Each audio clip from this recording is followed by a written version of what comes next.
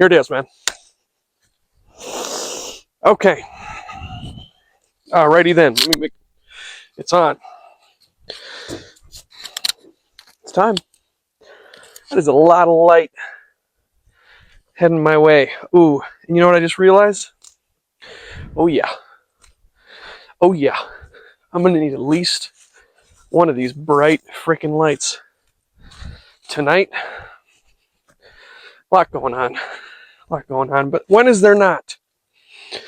Anyways. So what's going on?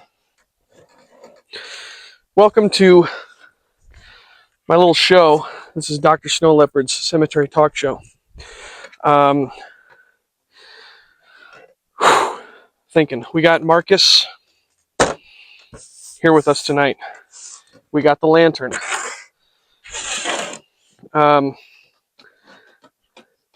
Not really cooperating, to be honest. Look at that.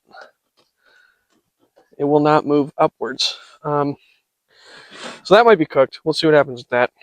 Can you hear that? There's cattle, because I'm out in the middle of nowhere. There's cattle on a farm nearby, and I don't know if this little mic is picking it up, but something's got them agitated. And you know what I think it is? Coyotes. And I think they heard some coyote yips. I think those coyotes are heading for them. So cattle are in the danger zone. Anyways, what am I doing with this show? Because the last few episodes have been kind of random, I feel like.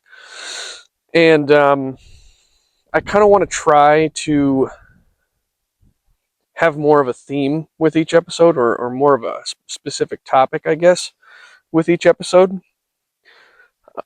Because I kind of want to use this not just to kind of ramble about whatever. I mean, that is kind of what it is, but like more specifically to share specific ideas.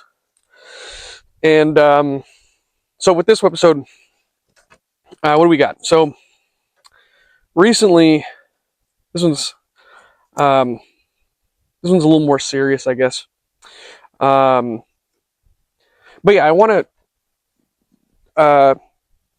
God dang, I'm so scatterbrained today. So tired, but it's okay. I'm glad I'm here doing what I want to do, because this is a creative outlet for me. Even though I'm just talking in front of a camera and being a weirdo in a cemetery and just... Oh shit, I just heard the farmer.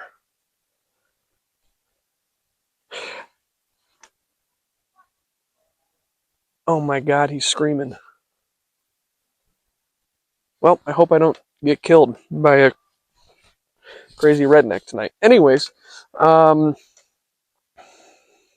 what's going on? I have some notes here. This time I have printed out stuff. And anyways, I'm gonna have to cut this down a little bit. Let me just restart, because I'm all over the place tonight.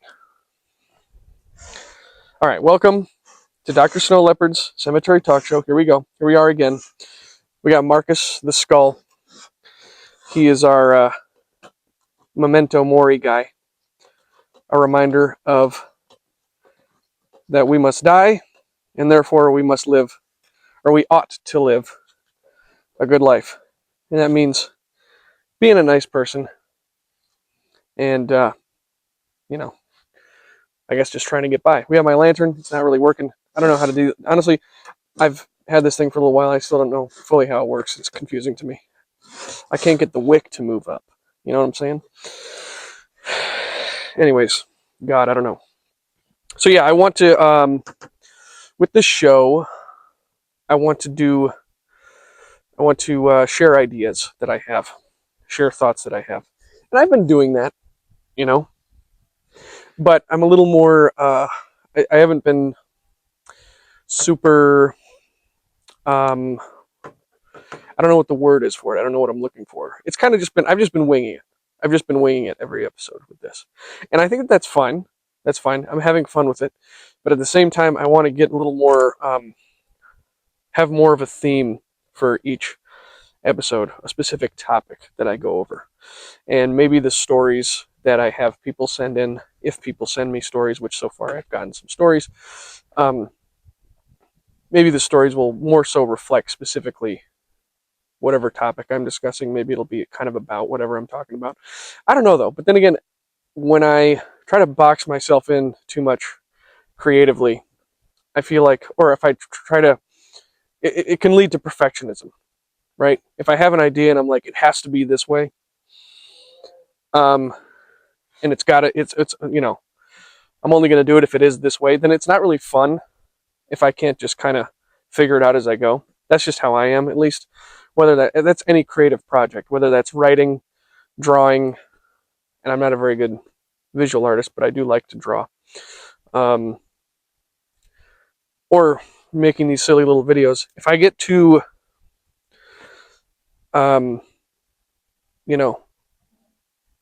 specific about it, if I put myself in too much of a box and make too much of a plan, if I plan things out too much, I'm a very go with the flow person. I'm a ride the wave kind of guy, right? Then it can be a problem. It can cause some perfectionism. And if I get into a perfectionist mind state, then that just will turn into procrastination. It won't be fun, and then I won't do anything. So that's kind of why I've just been putting the camera on and I'm already in a cemetery. That's like one of the biggest things of this, is that I'm not just talking, I'm talking in a cemetery in bumfuck nowhere at night. Which is kind of fun, right?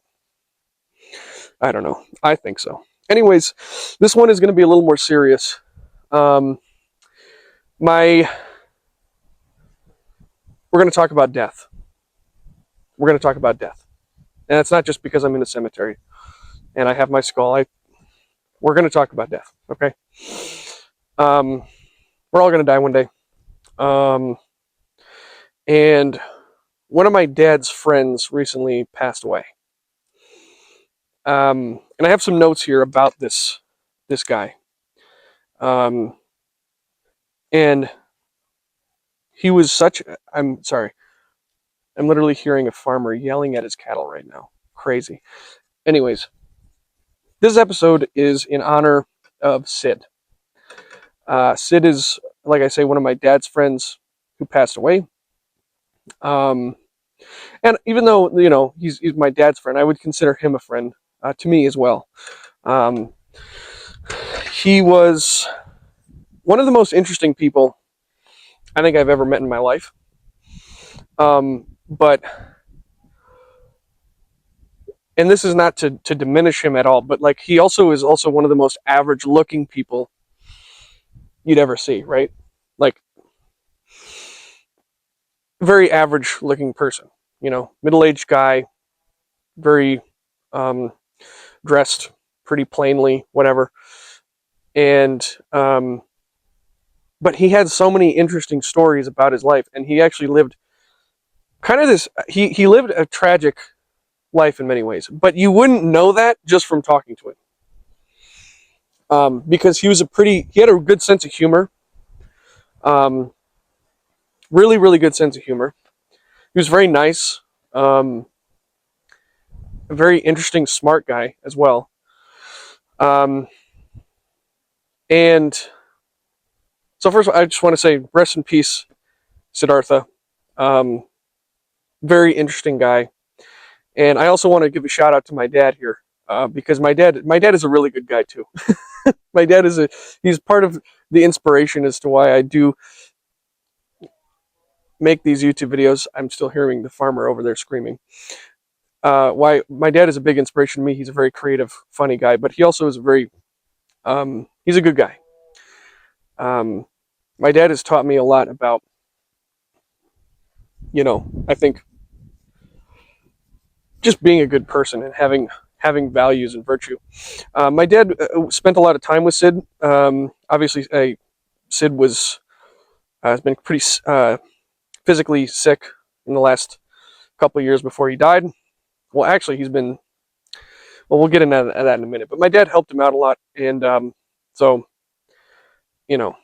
my dad was a good friend to this guy. and vice versa too, obviously. But yeah, I don't know. My dad is just he's an inspiration to me. He's a good role model. My dad taught me. I think one of the biggest lessons my dad has taught me throughout my life is to not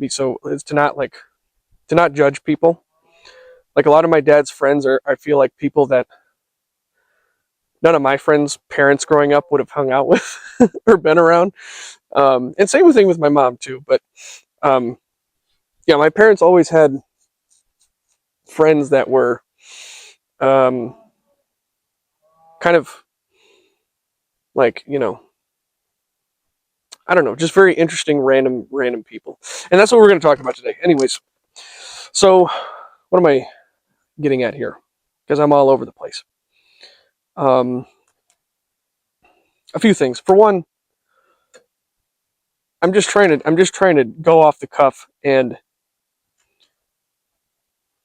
think about some things that recent events have taught me about life. Number one, what I was just talking about, like, don't be judgmental. You know, um, like I have a lot of I have a lot of friends with like autism, and they're great people. They're totally different, and it's awesome. Um, I don't know. Yeah, man, I'm so scattered. It's not even funny. I might. We might have to cut this down a lot. It's okay because I'm all over the place. I want to talk about Sid. Rest in peace, Sid. Sid was a great guy. Um, he went through a lot. So Sid was born and raised in India. I don't know what part of India, but he was in the Brahmin caste. So that's a pretty high caste, from my understanding, in the caste system over there. But he was a single child, an only child, to an unfortunately abusive mother. And he had some pretty rough experiences growing up. For example, at the age of 5, his mom locked him outside of the house when he was only 5 years old during monsoon season, and she insisted to his father to not let him back in the house. And it was not until a like security guard or something found him and said, "Hey, you need to bring your kid inside. This is nuts," that he was brought back. So his mom was extremely abusive, physically abusive. Yeah, physically, verbally abusive. At one point, when Sid was 14 years old, God bless him, he had enough of his mother's abuse and cracked her in the skull with a frying pan. And he was standing over her. I remember him telling the story. He was standing over her and basically said, "Mom, do you want me to kill you?" Uh, um, and she said no. And so he let her live. But I mean, that's pretty wild. Yeah, so he actually took a frying pan and cracked his abuser in the skull when he was 14. Which, by the way, good. You get physically abused by a parent, they deserve to get struck in the head by a frying pan. After that, his mom, I believe, sicked his uncle on him. His uncle was coming at him with a machete, and Sid took a shotgun and shot him. I mean, this is all in India, by the way. I don't know how you get a shotgun in India, but yeah, shot his uncle. His uncle lived, but he was paralyzed after that. And then at some point, so he'd been through a lot. These are crazy experiences for somebody to go through. Okay, is kind of what I'm illustrating here. Having an abusive parent, um, shooting your uncle in a self-defense situation, all this insane stuff. So how does Sid get to Michigan? Oh, wait. I do want to tell one other story before we tell that, because there's a very interesting story that also kind of illustrates kind of the experience of what it was like growing up in India for him. And I'm not doing him great justice, I'm sure, but he told me these stories. I have some notes here from my dad. But there's one story which starts off kind of nice. I know it's kind of this is dark, but I'm getting to some brighter, more hopeful items in a moment. Sid told a story of this one time. I think him and his cousin, or him and some friends or whatever, were in a tree in the dead of summer, eating mangoes and mixing it with spicy peppers and honey, which is a very interesting culinary decision. But I guess that's what they liked. So they're in a tree. I think Sid was very young at this time when this story happened. He was like a child, or like maybe a early teenager. I don't know. They're sitting eating mangoes in a tree, and it's like in the, it's hot outside, whatever. And they hear a crash, a huge crash.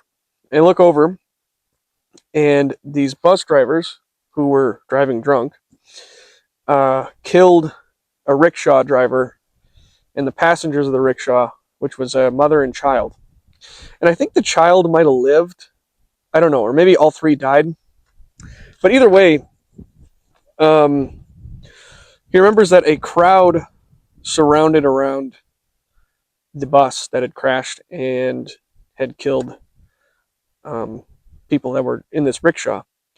And they had dragged out the drivers of the bus and the employees of the bus. I think it was like they were heading back from their shift. I don't know. And they started beating on them. They started giving them the smackdown. This crowd of people who witnessed this accident started beating up on the bus driver.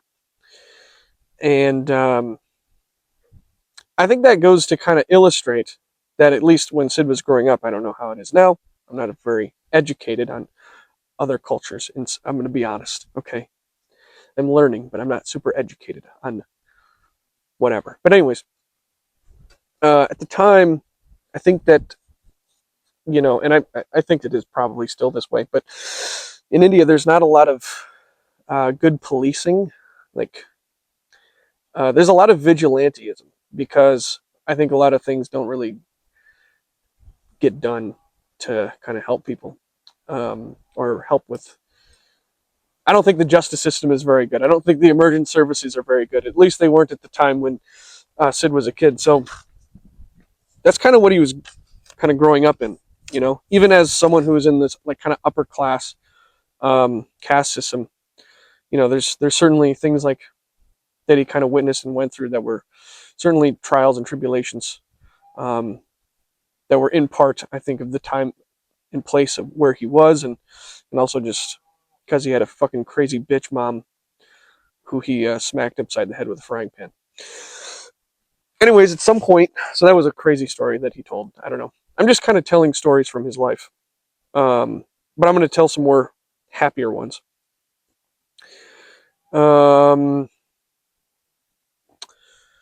Let's see. So Sid received a athletic scholarship for cross country to the University of Oregon when he was 17. Made it out of India and got to the United States. At some point, he transferred to the University of Michigan. Go Blue. And it's there that he finished his degree and did cross country. And at some point, my dad crossed paths with Sid when he worked at the sports equipment cage at the Central Campus building. Central Campus rec building. That's when my dad met Sid. But he was an athlete. Got his bachelor's at University of Michigan. And at some point in 1998, Sid gets diagnosed with a glioblastoma, which is a type of brain tumor. Now, they told him you have 6 months to live, and he was about to sign off on the hospice paperwork, and prepare to die, basically. Then a doctor comes in one day and says, "Hey, we've got this experimental treatment, for the brain tumor you've got. Do you want to give it a go?" And well, that was in 1998 that he got diagnosed. It's 2026 now, so he only just died recently. He lived a long time, so the experimental treatment that he got helped him. It incapacitated him a lot going through all that, and he still had a lot of medical conditions, but he ended up persevering. He persevered despite that. And he continued to have some seizures, and also some strokes. But yeah, basically, the long story short, he was basically told, you got 6 months to live, and he ended up living. How many years is that? I can't do math very good. Like, I don't know. He lived a while though. He lived almost 2 decades. Yeah. No, he lived more than, yeah. I don't know. God dang it, I can't do math. It's embarrassing. In my head, I have the what's it called? It's like dyslexia, but for math. Anyways, yeah. So he lived a while, despite the fact that he was expecting that doctors were expecting that he wouldn't. And I want to talk about, anyways, with all of those trials and tribulations that Sid went through, I want to talk about kind of what ended up happening for the rest of his life. And how, as far as I knew him, and my dad's experiences with him, he ended up getting some help from a Mormon couple when he was in the hospital, and they housed him for a while he was going through all this medical stuff. And he never fully, like recovered in the way that you think. Like, he still had seizures pretty frequently, but 6 months to live turned into several years. And good, because I'm glad to have met the guy. Again, this is someone who lived, I would say, a very tragic life, having grown up in abusive household, and having to fight your way kind of out of that abusive household, pretty much, and then to end up getting a pretty major medical diagnosis, and overcoming that in a way, in the sense that he lived a lot longer than he was expected to. Still had some medical issues along the way, but he persevered nonetheless. And so, to me, and I want to talk about, so he was a really smart guy. My dad used to do this thing called Socrates Cafe. It's basically where you just get a group of people and you meet at a coffee shop and you talk about, like, you all have philosophical questions and you ask people what they think about their questions, whatever, or what do you think about this? What do you think about that? And, you just have like a silly little philosophical conversation. And I used to go to these, and Sid would be there, and he always would have something interesting to say. And also, Sid was an extremely funny person. A very calm but funny person. A very direct person, which I think could maybe, freak some people out. Some people, maybe would be kind of surprised by his level of directness, I guess. But he also, I think he made a lot of friends And he himself, who was such an interesting person with an interesting personality and an interesting story, he also met a lot of interesting people and had really good. Um, he had a type of charisma that I think few people have, where you kind of just, again, looks like an average guy, but you speak to him and you're like, you know, you kind of just knew he was, some was, you know, he was deep, I guess. He was very interesting. Um, Words are not my friend tonight. I'm struggling with words, but I guess all this to say, um, despite everything Sid went through, he was never a bitter person. He never seemed to me to be bitter or angry. Um, he was a little rough around the edges on when it came to certain topics. I think he had some pretty he had some pretty strong political beliefs about certain things. Um, but he was, yeah, a very at his core, I think he was a really nice guy and an interesting person, and as someone who was funny and had a good sense of humor and liked talking to people, liked being around people. Um, and so I guess despite I see that as kind of inspirational, as I have illustrated with kind of some of the stories from his life, to have gone through all of that and to have the kind of attitude about things that he did um, is pretty powerful. You know, a lot of people, I think, go through such horrible things and they become really bitter. And I get it. Um, I get why you would become bitter, having gone through. I'm just pausing right now because there's a car turning around and I'm scared. Oh, God.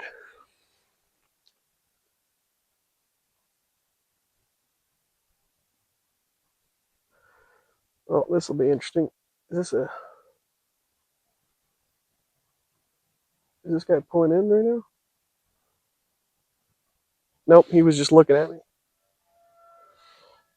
Do you hear that? Fuck, now I got coyotes. Jeez, man, that's why I'm so out of it, dude. Something in the air tonight. I'm creeped out. Do you hear that?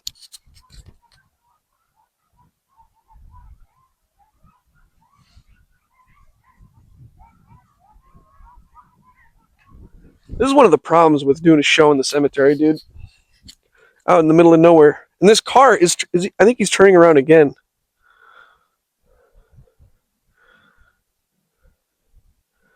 Dude, I need to bring my gun out here. I don't like this. The point of all of this, first of all, we're honoring a dead man today. Rest in peace, Sid. Once again, the point of all of this, sorry, I'm getting so distracted, is to say, given what he had been through, I think he lived a great life. I'm always going to remember Sid fondly. And, you know, I guess the message of this episode is, look, life sucks and life can be really challenging.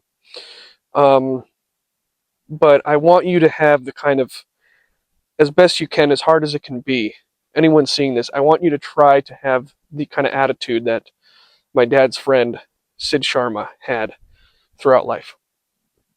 Um, that is to say, he persevered through a lot of crap.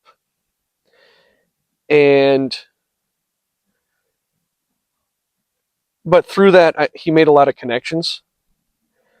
And even though he's gone, he's going to be remembered for a long time, I think, by a lot of people.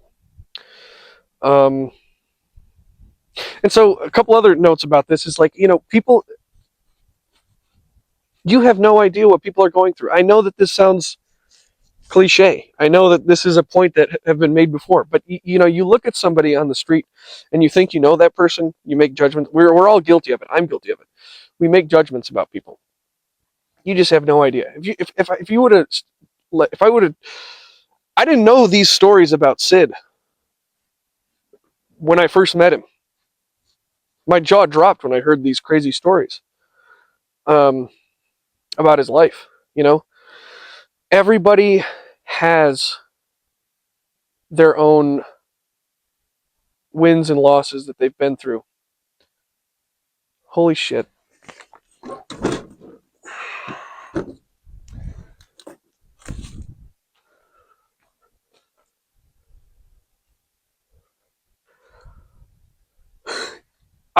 I swear to God, dude.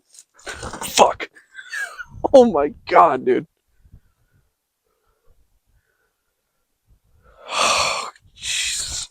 This is so hard. I'm trying to give an inspirational speech right now, and I'm trying to honor this guy, Sid, who is a great guy, and I can't even think straight, dude. I am so paranoid out here. This is a unique level of paranoia. The reason why I just stopped just now is because right in like over there in that direction, I heard footsteps. God dang it. I'm so clumsy too. I'm gonna fall over like I did last time. Or almost fall over. I keep hearing footsteps coming from that direction. And I just heard, I don't know if you heard it earlier, if my thing picked it up, but there's freaking coyotes out here. I just heard them yipping. That's why the cows were howling earlier. God, this is like... That's what makes this kind of fun, though. But I feel bad because I'm like talking about serious stuff and I'm getting all creeped out. And also, I think Sid would have been a great guest for the show, by the way. Great guest for the show. What's the point? What am I getting at? I'm struggling tonight to pull my thoughts together. I apologize. But the lessons but first of all, I want to, once again, this episode is in honor of Sid. He was a great guy. He went through a lot of stuff, but never was bitter about it. He was always really nice and funny and real intelligent and interesting. And I'm glad to have known him. And may he rest in peace. Folks, we're all going to die one day. Live a good life. And I know that life is hard sometimes. I know that life sucks at times. But you never know who you're going to impact. Right? You never know who you're going to impact by being here and by persevering and by being you. You really don't know. Yeah. You don't know how important you are sometimes. You don't know how important you are. We think that we need to, we have this idea, we have a fucked up view of what is important in life. That's what I think. I think people today have a fucked up view about what is important in life. People are too focused on things like their career, their reputation in their career as far as it relates to their career, getting degrees, which I got a degree.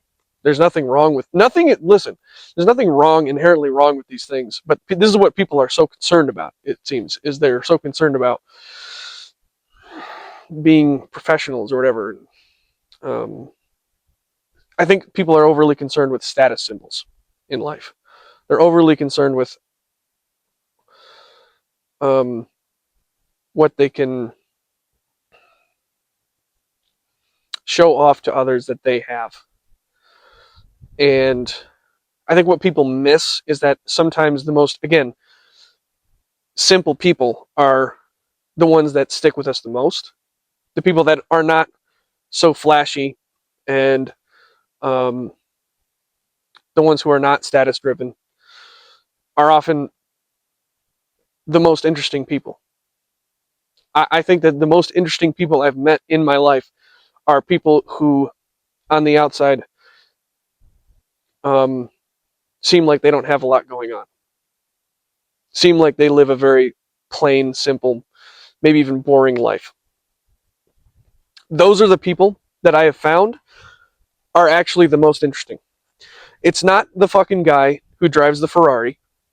It's not the guy who, is a millionaire. It's not the guy who goes to the club every... God damn it. It's not the guy who goes to the club every fucking weekend and puts a huge dent in his liver. It's none of those people who are the most interesting people, in my humble experience. The most interesting people are, as comedian Theo Von would say, regular people. Those oftentimes are the most interesting people. People who are down to earth. People who are interested in other people. I don't know. I don't know if any of this makes sense. I don't know what I'm really talking about. I'm talking about a whole bunch of concepts, and I'm having a hard time pulling it together.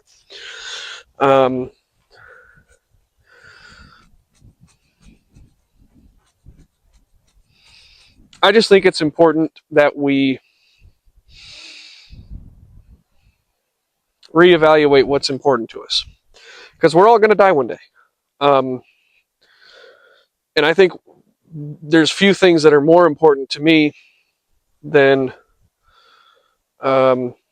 making good connections with people, real connections with people, honest connections with people, deep connections with people that I care about, and trying to do the right thing. And I think Sid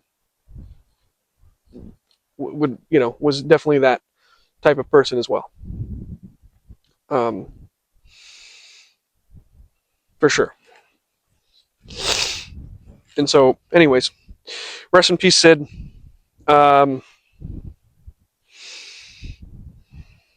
Think about what's important, folks. Think about what's really, really important. And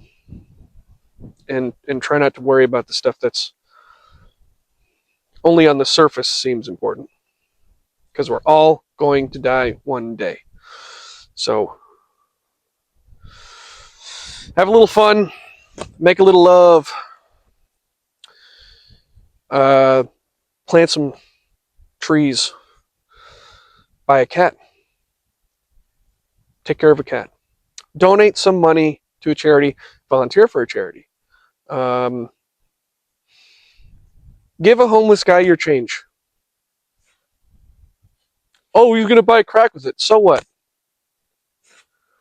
Dude, he's not going to... By the way, he's not with change. He's really not. He's not. He's going to go... It's going to be his bus pass. That's going to be his bus ticket.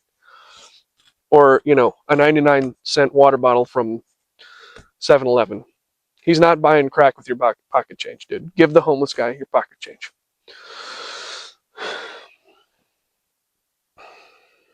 Where are we? Where am I? What is anything? I don't know the status of my phone right now. It might crap out. But we're going to shift gears. I promised my dad. Thank you, Dad. My dad's a great guy. Like I said, I appreciate him. I love my dad. He's a great guy. He wrote a story. And this is a funny story. So we're going to switch gears a little bit. Hopefully my phone doesn't die. but I'm going to read this story. I meant to last time. Didn't quite cooperate. But this is a funny story, so I realized this was a little more serious of an episode, I guess. And I'm also scatterbrained as fuck, dude. Paranoid out here because it's kind of spooky. It's more spooky tonight here than usual. Just waiting for the coyotes to come, and I gotta fight them off.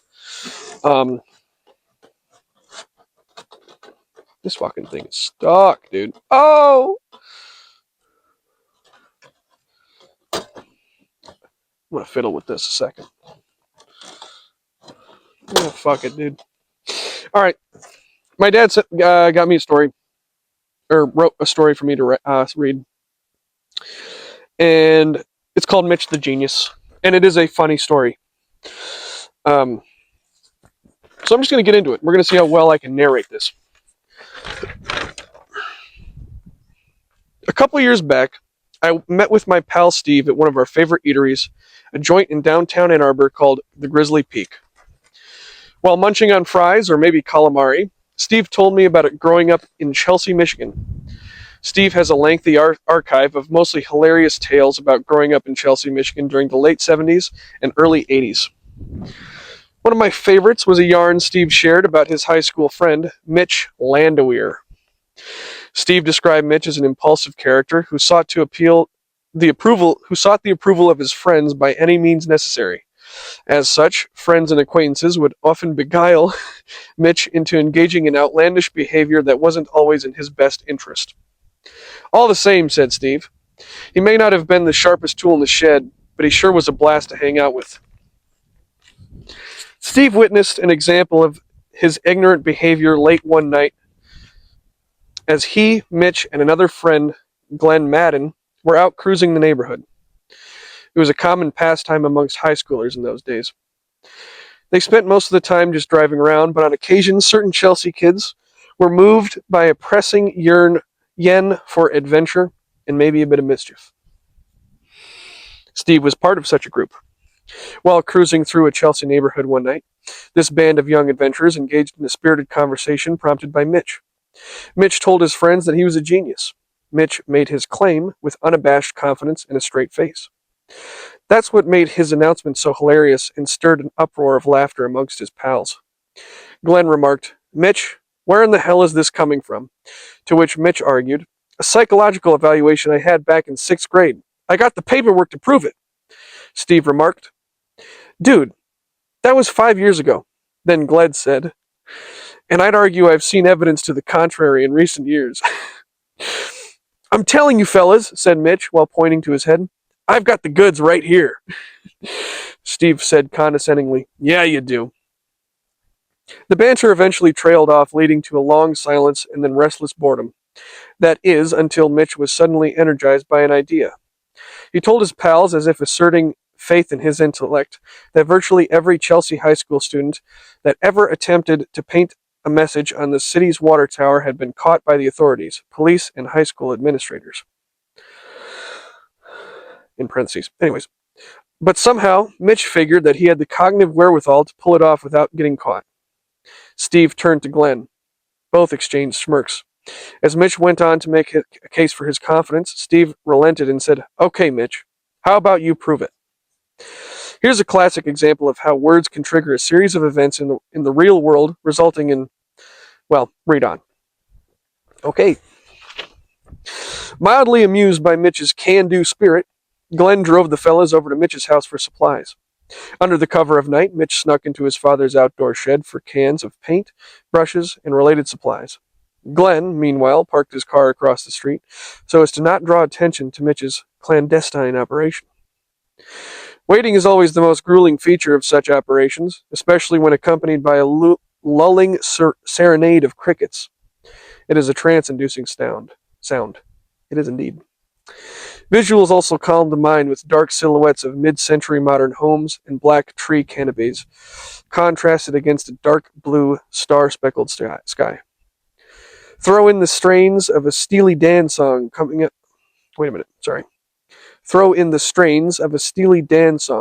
of the distance, prompting Glenn to To what? Whisper. Hey, Steve, check it out. The caves of Altamira. Altamira? I don't know. Steve says, yeah, where's it coming from? Oh, it's a song. Sorry. Steve says, where is it coming from? Glenn says, I'm thinking somebody left their radio on, maybe on a windowsill.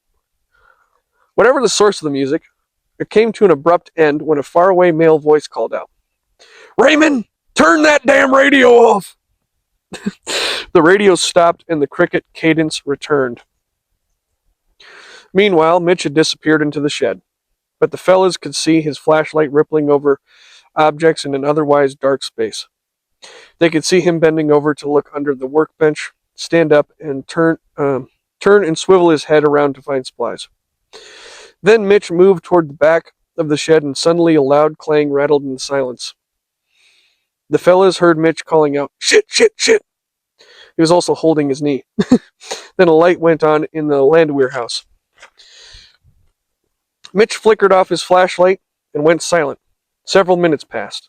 To Steve and Glenn's horror, they could see Mitch's dad pulling up a curtain and looking out the front door, the front door window. His eyes scanned over the bushes, then across the lawn, and after several grueling minutes, let me reread that. Mitch, waiting for the threat to pass, remained hunkered down for several minutes. Oh, no.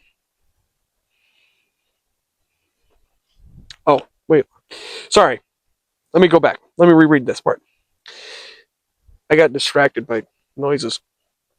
His eyes scanned over the bushes, then across the lawn, and after several grueling minutes, he pulled the curtain back and walked out of view. Okay, so Mitch's dad looks out the window and then heads back in. Mitch, waiting for the threat to pass, remained hunkered down for several more minutes. Then the door shed opened slowly. Mitch peeked out, looked in both directions, and finally stormed through the shed door, carrying about 3 cans of paint in one hand and a bunch of brushes in the other. As soon as he got to the car, he dropped one of the cans with another loud clang, opened the car door, and slid in the back seat, pulling supplies in behind him. Once the door slammed shut, he called out, "Come on, let's get out of here." Glenn put the car in gear and gunned it down the street. Glenn, still peeling out, said, "Shit, that was close. Do you think your dad saw you?" Mitch said, "Hell no. Marvin's about as clueless as a bag of rocks." Steve turned to Glenn and said softly, "Apparently it runs in the family." Mitch remarked sharply, "I heard that!" The 3 conspirators decided to drive around the water tower before Mitch put his plan in motion. They wanted to scope it out to make sure there were no cops or witnesses patrolling the area. While doing so, the fellas saw one of the community's favorite officers noodling through the streets of the sleepy neighborhood. Good old Sergeant Frank McDougal. Frank drove slowly down one street, then another, shining his light through the windows of parked cars, backyards, and convenient areas of concealment. Steve recalled, he went back and forth, down one street and then another. Eventually, it seemed Frank was a mere 100 feet or so ahead of the fellas, his headlights aimed directly at Glenn's car. He stayed there, locked in place, just waiting. Steve let out a long sigh and said, "Gentlemen, I think we've been spotted." Still, the patrol car remained, not moving. Glenn remarked, "Fuck, he's just sitting there." While their cortisol levels soared, the car radio picked up an old song from the 60s, with a bit of static mixed in. Steve tried to ease the tension, turning the dial slightly to sharpen the signal.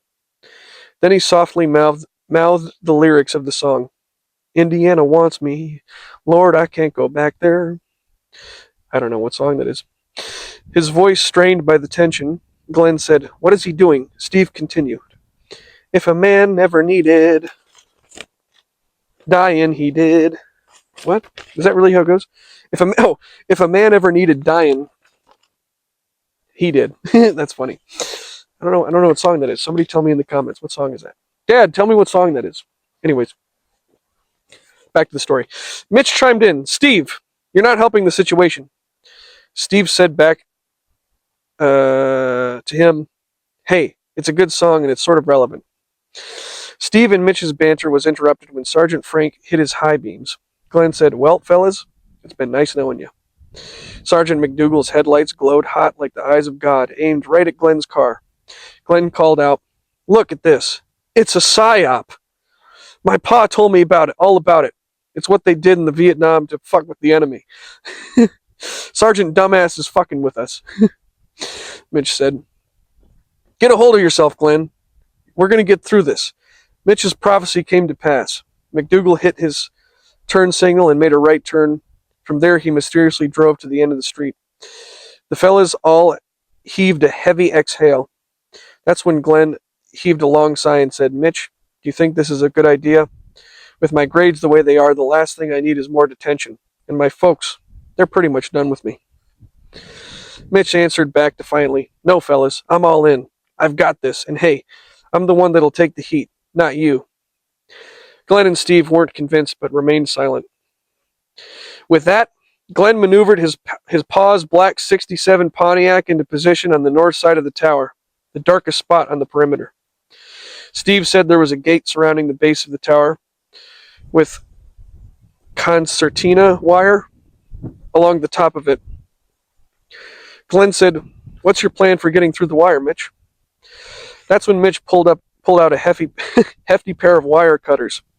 "Got you covered, boss," he said as he moved the cutting edges together with rhythmic clicks. It seemed Mitch was ready. He gathered his supplies and announced his plans. "Okay, fellas, this is how it's going down.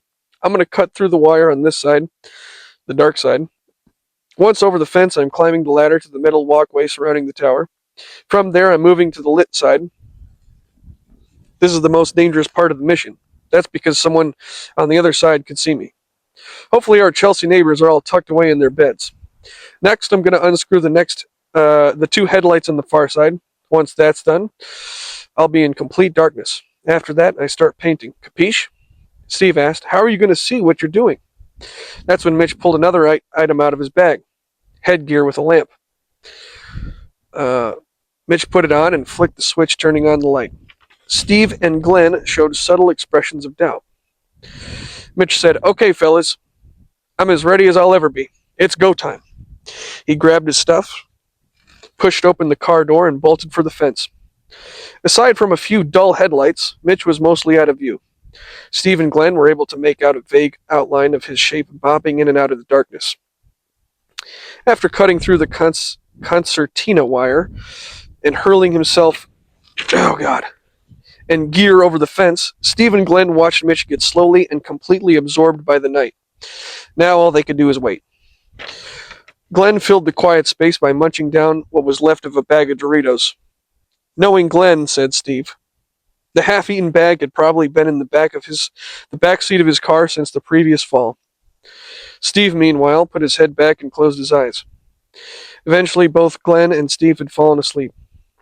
Steve came to first, looked at the glowing dial of his Peanuts watch, not Peanuts watch, and noticed that a whole 20 minutes had passed.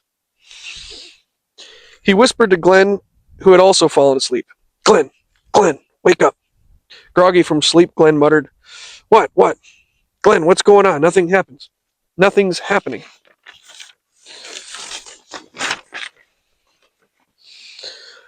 Both saw that it was much darker than before. Glenn said, "Check it out. Mitch must have unscrewed the lights on the west side of the tower." Steve looked up at the sky. It was dark, all right. Dark enough to see the Milky Way in all its splendor. Kind of like how it gets out here. "Holy shit," said Steve. "What's going on up there?" "On the tower?" asked Glenn. "No, in the sky," said Steve. "I've never seen so many stars." Another restless 30 minutes went by, till out of the blackness emerged Mitch, his gear piled haphazardly in an army rucksack.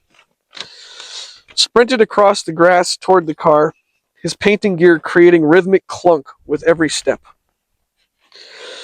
Steve and Glenn could hear him calling out, "I did it, motherfuckers, I did it!" Mitch stumbled to the car, almost spilling another can of paint, the cover of which was not quite secure.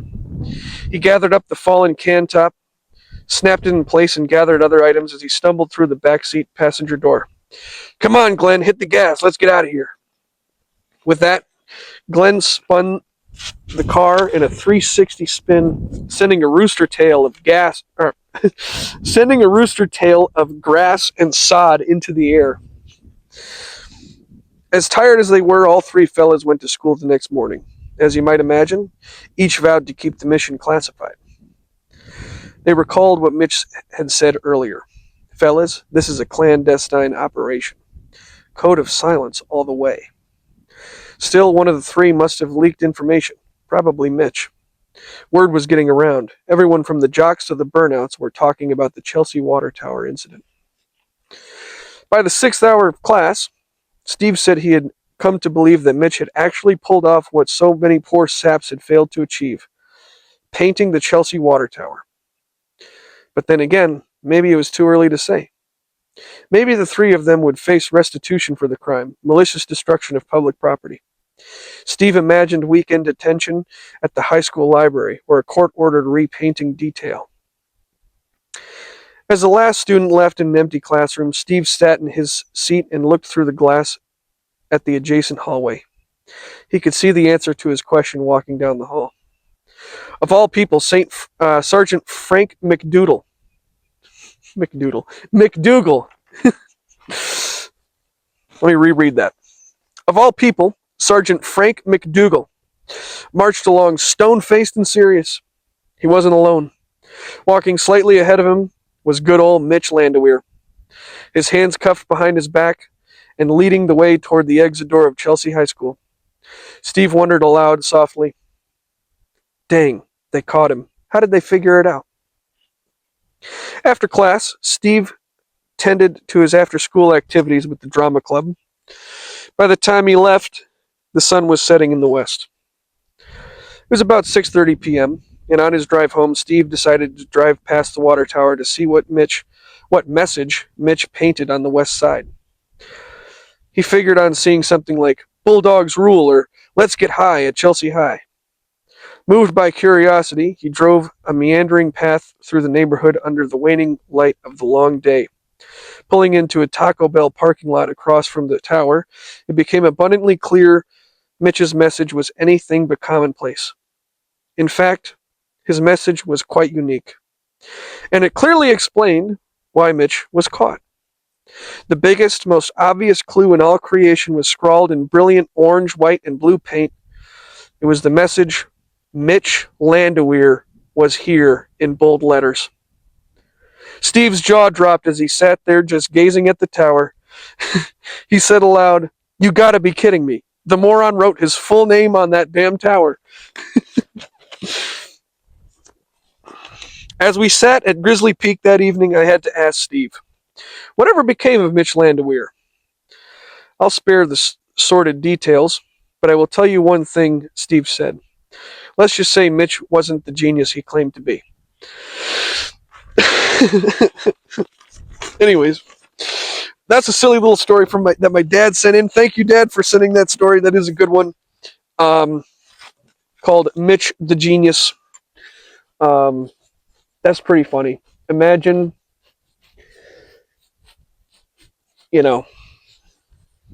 that's a good little punchline there.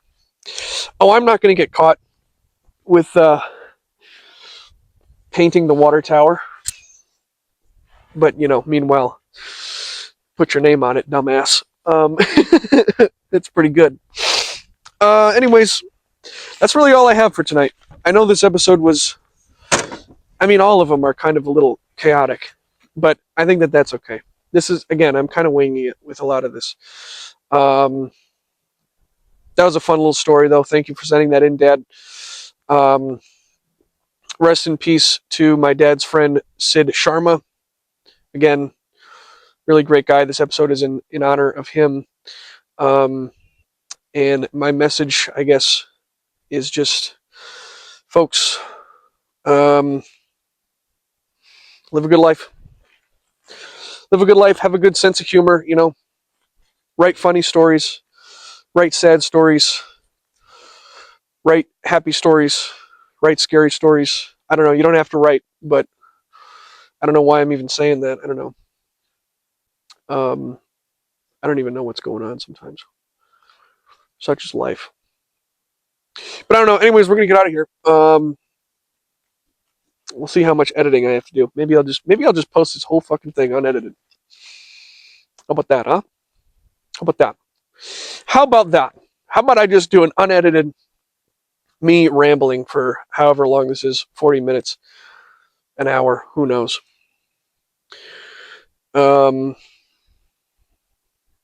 Yeah.